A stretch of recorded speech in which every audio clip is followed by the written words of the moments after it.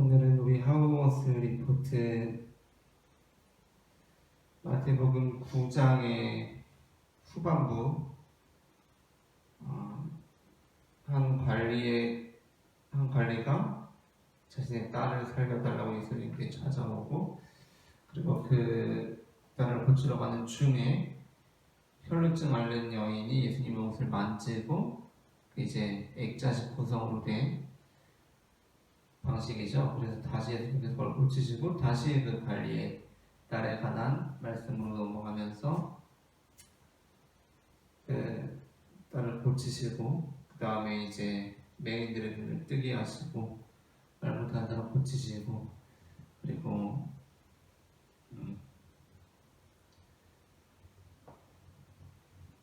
추수할 것은 마태의 일꾼이 적으니 라고 하시는 말씀, 바로 그 9장 마지막까지 우리가 함께 보려고 하는데요. 여기 9장의 후반부에서 예수님께서 두 차례 반복적으로 강조하시는 것이 있습니다. 그것이 뭐냐면 바로 믿음이에요. 믿음. 여기 우리가 하우머스의 마태복음도 보게 되면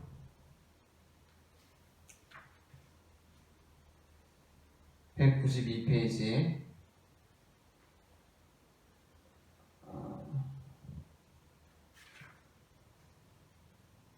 191페이지 마지막 문단 들어가는 데부터 읽겠습니다.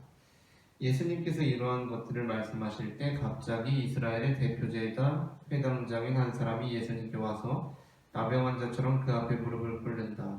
그는 아무런 호칭도 사용하지 않았지만 나병 환자나 백부장과 같은 믿음을 보여준다. 그는 다만 만일 예수님께서 자신의 집에 오신다면 틀림없이 자신의 딸을 죽은 자 가운데서 일으키실 수 있을 것임을 안다고 말한다.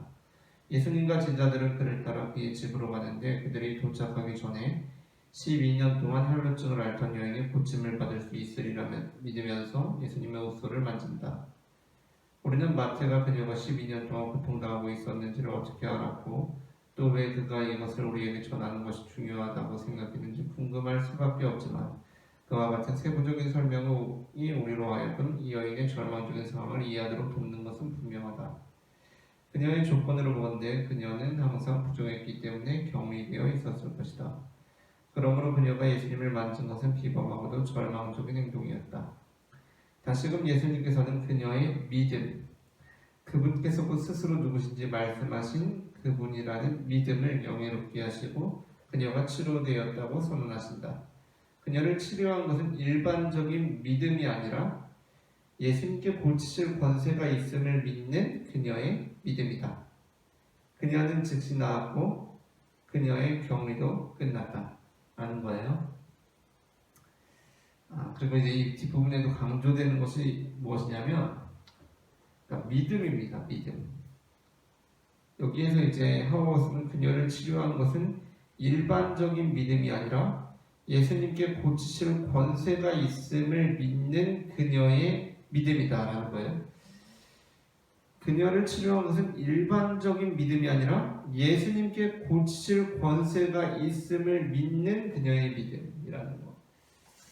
자, 이제 말이 조금 헷갈리는데 우리가 어쨌든 이 마태복음 9장 후반부를 보면서 반드시 짚고 넘어가야 하는 것이 바로 믿음이라는 겁니다. 믿음.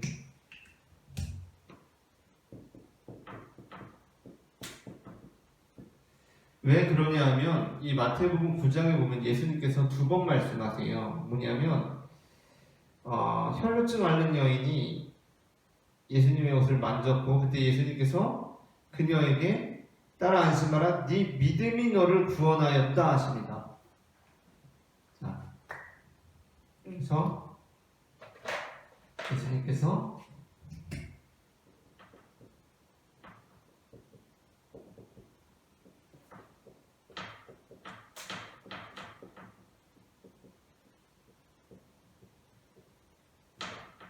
예수님께서 분명히 뭐라고 말씀하시죠? 네 믿음이 너를 구원하였다라고 말씀하세요. 이 믿음이 너를 구원하였다라고 말씀하세요. 또 예수님께서 그 뒷부분에 보면은 맹인들에게 이렇게 말씀하세요. 내가 능히 이 일 할 줄을 믿느냐? 그리고 29절에 너희 믿음대로 되라 라고 말씀하세요. 너희 믿음대로 되라라는 겁니다. 자, 여기에서 이제 우리에게 드는 질문은 무엇이냐면 우리의 구원은 우리의 믿음으로부터 오는가 하는 거예요. 우리가 구원을 받을 때 우리가 믿으면 구원받는가? 라는 겁니다. 우리는 우리의 믿음으로 구원받는가? 라는 문제. 우리는 우리의 믿음으로 구원을 받을까요? 우리는 그냥 믿으면 구원을 받을까요? 여기에서 이제 더 이 우리의 믿음이 중요하게 부각되는 게 뭐냐면 마태복음은 그래도 우리의 믿음이 절대적인 어떤 그 절대적인 힘을 지니는 것으로 기록하지는 않았거든요. 이 마태복음을 마가복음과 함께 보면 또 다릅니다. 마태복음 본문이 마가복음에는 5장 21절부터 43절까지 기록되어 있다고 그래요. 그런데 거기에는 어떻게 기록이 되어 있냐면 아마 우리가 설교를 여러 번 들으신 분들이 익숙한 내용일 거예요. 누군가 예수님의 옷을 만집니다. 그러자 예수님께서 자신에게 능력이 나간 것은 아시지만 그게 어떤 일이 벌어졌는지를 잘 모르는 것 같은 액션을 취하세요. 누가 내 옷에 손을 대었느냐라고 물으시죠. 누가 나를 건드렸지? 분명히 내 능력이 나왔는데. 그러니까 예수님은 어떤 존재냐면 믿음을 가지고 만지면 예수님은 그냥 그게 나갈 수밖에 없는 존재. 그러니까 내 믿음이 중요하고 예수님은 그냥 내가 믿기만 하면 구원을 베푸실 수밖에 없는 존재로 그렇게 나와 있다는 거예요. 마가복음에는. 근데 마태복음에는 그 정도는 아니죠. 예수님 옷을 만지니까 예수님께서 따라 네 믿음이 너를 구원하였다라고 선언하시고 그 즉시 그 여자가 구원을 받느니라 고침을 받았다라는 내용이 나와요. 그러니까 조금 다르죠, 느낌이. 그럼에도 불구하고 믿음이 굉장히 강조되어 있다 이거예요. 우리는 과연 우리의 믿음으로 구원을 받는 것인가 하는 질문이 여기에 나옵니다. 우리는 우리의 구원을 믿음으로 받나요? 믿음? 우리의 구원을 믿음으로 받을까요? 여기에 이제 결정적으로 작용한 성경이 바로 로마서예요. 바울의 위대한 서신 로마서에 보면 우리가 믿음으로 구원을 받는다, 믿음으로 의에 이른다 라는 구절들이 상당히 많이 나오고 있죠. 우리는 믿음으로 의에 이르고 구원도 받고 우리는 믿음으로 된다 라고 로마서가 우리에게 말해주고 있어요. 그런데 우리가 여기서 볼 때 믿음에 반대되는 진영이 있습니다. 사도 바울이 믿음하고 대립해서 말하는 것이 있어요. 그 중에 하나가 바로 행위예요.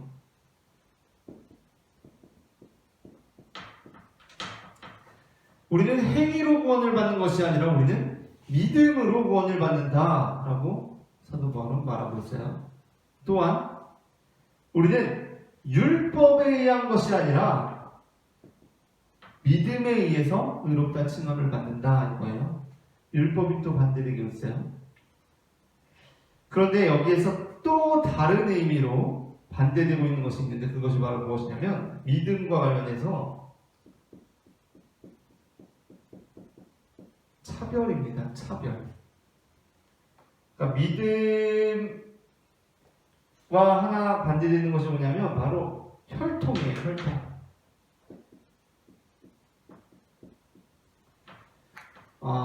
우리가 잘 알고 있는 바와 같이 유대인들은 자신들의 혈통으로, 자신들의 성민됨으로 구원을 받는다라고 그렇게 생각을 했어요. 그러나 바울이 믿음을 말하면서 이것 아니고 저것 아니고 한편에는 무엇이 있었냐면 바로 행위와 율법이 있고 또 다른 한편에는 무엇이 있었냐면 바로 혈통이 있었다는 거예요. 혈통. 자, 우리가 이 구절만 한번 보도록 하겠습니다. 로마서 10장 9절입니다. 로마서 10장 9절부터 한번 읽어볼게요. 내가 만일 내 입으로 예수를 주로 시인하며 또 하나님께서 그를 죽은 자 가운데서 살리신 것을 내 마음에 믿으면 구원을 받으리라. 믿으면 구원을 받으리라죠. 그렇다면 다음이어서 사람이 마음으로 믿어 의에 이르고 입으로 시인하여 구원에 이르느니라. 성경에 이르되 누구든지 그를 믿는 자는 부끄러움을 당하지 아니하리라 하니 하면서 이제 바울이 믿음으로 구원을 받는 거고 이게 아니야 라고 말하는 부분이 있어요. 그러면 우리는 믿음으로 구원을 받는다고 하면 보통 이제 율법이나 행위를 생각하거든요. 이제까지도 계속 그렇게 많이 강조해 왔습니다. 그런데 사도 바울이 여기서는 이렇게 말해요. 유대인이나 헬라인이나 차별이 없습니다. 성경에 이르되 누구든지 그를 믿는 자는 부끄러움을 당하지 아니하리라 하니 유대인이나 헬라인이나 혈통을 말하고 차별이 없음이라 라고 말해요. 한 분이신 주께서 모든 사람의 주가 되서 그를 부르는 모든 사람에게 부요하시도다. 누구든지 주의 이름을 부르는 자는 구원을 받으리라. 이것이 바로 바울이 믿음을 강조하면서 이야기하고자 했던 거예요. 믿음을 강조하면서 이야기하고자 했던 것이 뭐냐면 혈통이 아니라는 거예요. 여기에는 뭐냐면 믿음이라는 것은 차별이 없다는 거예요. 차별이 없음의 속성을 가지고 있다는 거예요. 자, 이게 엄청난 주장이에요. 자, 우리는 믿음이라는 것으로 계속 뭘 봤냐면 행위 아니고 율법 아니고를 봤어요. 그런데 이 믿음의 속성에는 어떠한 것이 있냐면 차별이 없음이 있는 거예요. 이 차별이 없음이 있다는 것은 뭐냐면 행위와 율법은 뭐 하는 거예요? 계속해서 차별하는 거죠. 차별. 행위와 율법은 계속해서 차별하는 거예요. 그런데 믿음을 강조한다는 뭐냐면 차별이 없음을 강조하고 있어요. 차별이 없음. 자, 그렇기 때문에 우리가 사도 바울의 이 로마서를 읽다 보면 믿음이라고 말하고 있지만 이 믿음이 뭐냐? 믿음이 대체 무엇이냐라고 했을 때 믿음이 사실은 은혜와 함께 가고 있음을 우리는 발견할 수가 있어요. 그러니까 사도 바울이 로마서에서 믿음이라는 말도 쓰고 은혜라는 말도 쓰는데 믿음과 은혜가 같이 가고 있다고요. 발맞춰서. 자, 생각해보세요. 우리는 여기 마태복음에서 네 믿음이 너를 구원하였다라는 것을 들을 때 믿음과 무엇이 대비가 되고 있냐면 믿음이 은혜와 대비가 되고 있어요. 은혜. 믿음이 은혜와 반대되는 개념으로 우리가 생각이 되고 믿음은 여기에서 곧 무엇과 발맞춰가고 있냐면 행위와 발맞춰가고 있죠. 행위와. 그렇죠? 왜냐하면 이 여인이 믿은 것은 뭐냐면 가서 만진 거잖아요. 믿음과 행위가 발맞춰가고 있고 은혜는 믿음하고는 반대된 것 같다는 느낌이 많이 든단 말이에요. 그러니까 예수님의 은혜라는 것은 믿으면 그냥 주어지는 것이기 때문에 믿음이 오히려 엄청난 힘을 지니게 되고 은혜는 그저 우리가 믿기만 하면 되는 것, 믿기만 하면 따라오는 것, 구원은 우리가 믿기만 하면 이루어지는 것으로 생각이 된다는 겁니다.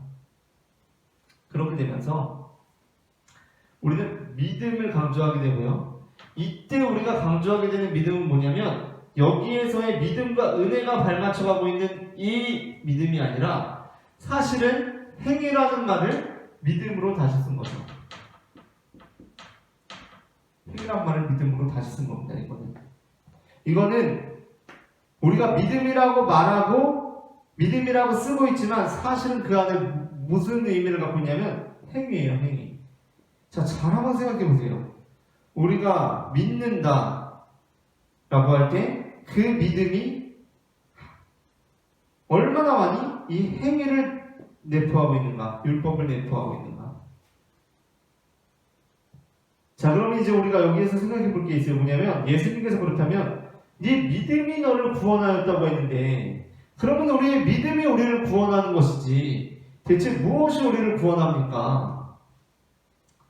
우리는 은혜로 구원을 받는다는 거예요. 은혜. 자, 생각해 보세요. 이 여자가 혈루증을 12년 동안 앓다가 가서 예수님의 옷을 만졌고 나았어요. 그래서 이 여자가 내 믿음이 나를 구원하였구나. 내가 이렇게 했으니까 이렇게 됐지. 라고 생각을 했을까요? 내가 했으니까 마땅히 이러한 결과가 뒤따르는 것은 마땅하다고 생각했을까요? 그게 아니죠. 그러니까 우리는 항상 어떻게 생각하냐면 내가 믿었으면 구원을 받는 거지 정당하다고 생각한단 말이에요. 내가 믿으면 정당하게 구원을 받는 거 아니야? 내가 믿었는데 왜 구원을 안 베풀어줘? 라고 생각하기가 쉬운데 우리가 이 본문을 잘 읽어보고 묵상해보면 사실 여인이 정당함을 주장할 수는 없죠. 내가 그 예수님 만졌으니까 난 당연히 나아야지 그런 식이 아니라는 거예요. 뭐냐면 예수님께서 그녀에게 능력으로 구원을 베풀어 주신 거예요. 자, 예수님께서 그녀에게 구원을 베풀어 주셨어요. 그래서 이 여인과 이 맹인들을 통하여서 예수님의 소문이 퍼져나가기 시작합니다. 예수님에 관한 소문이 퍼져나가기 시작해요. 자, 그렇다면 예수님이 네 믿음이 너를 구원하였다 라고 말씀하신 것이 우리에게 의미하는 것은 무엇일까? 여기에서 사실 우리가 생각해야 될 것은 예수님께서 네 믿음이 너를 구원하였다 라고 말씀하신 것이 우리에게 굉장히 큰 위로와 격려가 되는 말씀이라는 겁니다. 자, 우리가 성경을 읽을 때 성경은 자연과학의 이론을 담고 있는 책이 아니거든요. 성경은 자연과학의 이론을 담고 있는 책이 아니에요. 그렇기 때문에 성경은 좀 논리적이지가 않을 수도 있어요. 성경은 논리적이지가 않을 수 있습니다. 그러나 그럼에도 불구하고 이 성경이 우리에게 주는 그 의미가 중요한데 왜냐하면 성경은 하나님께서 우리에게 주신 말씀이고 또 우리가 하나님께 올려드리는 말씀이기도 하죠. 그죠? 무슨 얘기냐면 성경에는 바울이 쓴 편지들도 있고 다윗이 쓴 시들도 있어요. 그리고 성경은 인간이 하나님의 영감에 의해서 말씀을 기록했다는 거예요. 그 기록에는 우리 함께 믿음의 공동체와 함께 후대에게 하나님에 대해서 알게 해주려는 것도 있지만 거기에는 하나님에 대한 칭송과 영광을 올려드림이 들어가 있잖아요. 그렇죠? 우리의 신앙의 고백들이 들어가 있다고요. 근데 또한 이 말씀은 하나님께서 우리에게 주신 거예요. 이것이 같이 발맞춰 가고 있다는 것을 우리는 볼 수 있어야 된다는 겁니다. 자, 대체 우리가 성경 안에서 우리는 믿음으로 구원받는가 은혜로 구원받는가에 대한 질문을 던질 수 있어요. 그리고 어떤 사람들은 우리는 믿음으로 구원받는다라고 하면서 이러한 구절들을 제시하고 어떤 사람들은 우리는 은혜로 구원을 받는다라고 하고 다른 구절들을 제시하겠죠. 사실은 믿음과 은혜가 발맞춰 가고 있는 건데 믿음과 은혜가 서로 싸우고 있는 겁니다. 우리는 은혜로 구원받는가 믿음으로 구원받는가에 대해서 말이죠. 그런데 우리가 성경을 이렇게 읽으면 굉장히 큰 위로가 되고 이것이 성경을 읽는 방법이라고 저는 믿어요. 뭐냐면 성경은 자연과학적인 이론을 우리에게 설명해 주는 것이 아니에요. 성경은 어떤 자판기 있고 자판기 사용 설명서를 우리에게 지시된 게 아니거든요. 자, 여기 자판기 좋은 게 있다. 여기 누르면 게토레이 나와. 자, 눌러봐. 눌렀더니 게토레이가 나오네. 이런 식의 우리에게 어떤 정보를 전달하는 것이 아니라 대체 우리의 신앙의 선배들은 어떻게 하나님을 믿고 어떻게 하나님의 말씀을 듣고 그것을 고백하며 살아왔는가를 보여주고 있어요. 자, 우리가 성경을 읽을 때 이들은 하나님의 은혜 안에 있는 사람들이었어요. 하나님의 은혜 안에 있는 사람들. 하나님의 은혜 안에서 그 은혜로 구원을 받는 사람들이었습니다. 그런데 이들이 하나님의 어떠한 음성을 들었냐면 네 믿음이 너를 구원하였다 라는 음성을 들은 거예요. 우리는 하나님의 은혜로 구원을 받았는데 하나님께서 네 믿음이 너를 구원하였다 라고 말씀해 주신다는 겁니다. 자, 우리는 내가 믿음으로 구원을 받는가? 은혜로 구원을 받는가? 대체 뭘로 구원을 받는지 헷갈려요. 왜? 성경에는 이 말도 있고 저 말도 있으니까. 그런데 우리가 은혜로 구원을 받았음에도 불구하고 하나님께서 어떻게 말씀해 주신다? 네 믿음이 너를 구원하였다 라고 말씀해 주시는 분이 바로 하나님이시라는 겁니다. 예수님이 바로 그러한 분이시다 라고 우리에게 전해주고 있다는 겁니다. 자, 그래서 은혜로 구원받느냐 믿음으로 구원을 받느냐 헷갈리시는 분들은 이렇게 이해를 하시면 좋을 것 같고요. 우리가 다음 주에는 마태복음 10장으로 또 뵙도록 하겠습니다. 감사합니다.